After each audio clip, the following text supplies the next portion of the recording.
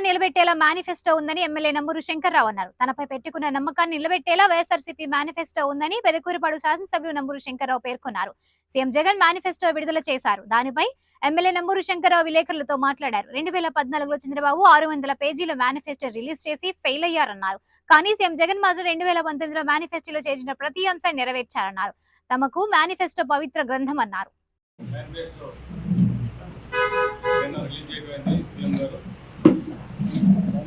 మరి నవరత్నాలు ప్లస్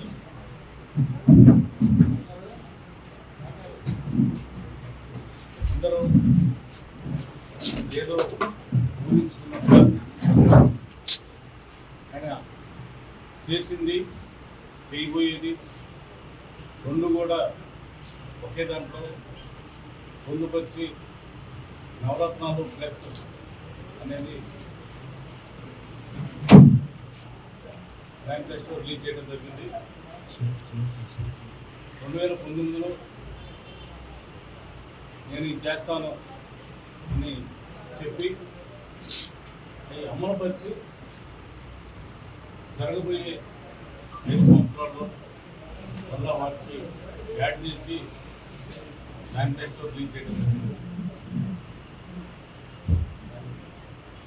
గతంలో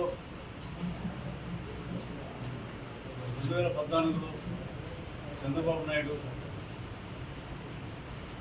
manifesto release చేసి 600 పేజీలు రిలీజ్ చేసి ఏది అమలుపరచలేక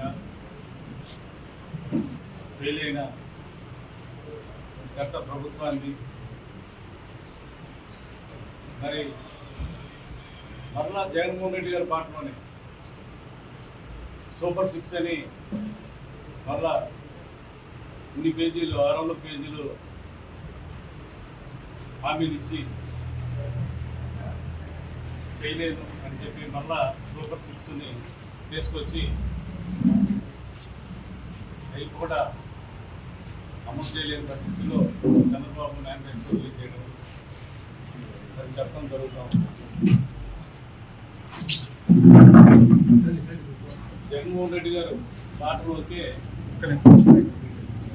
చంద్రబాబు నాయుడు రావడం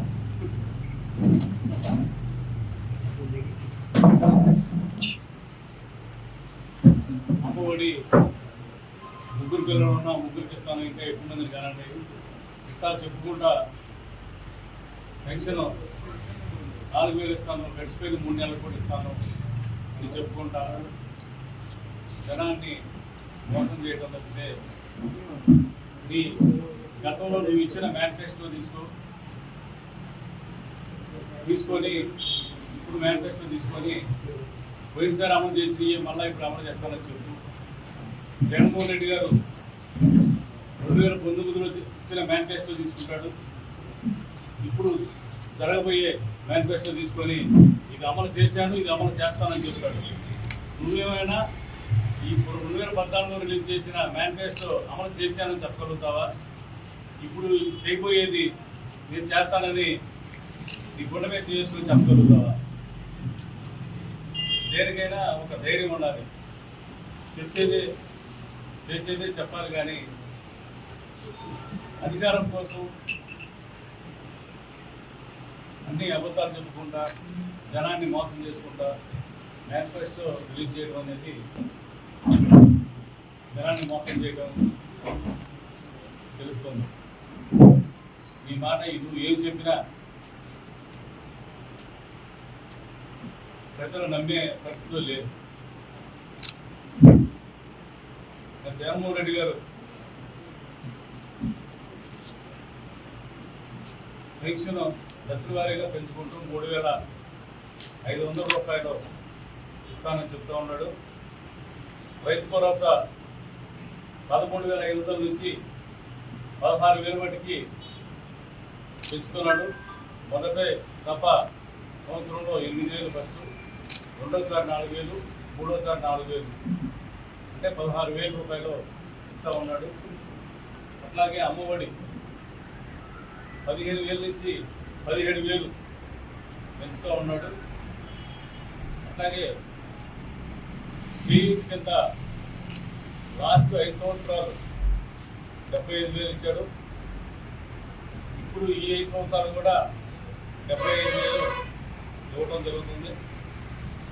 ఈబీసీ నేస్తం, కాపు నేస్తం కొనసాగింపు 15,000,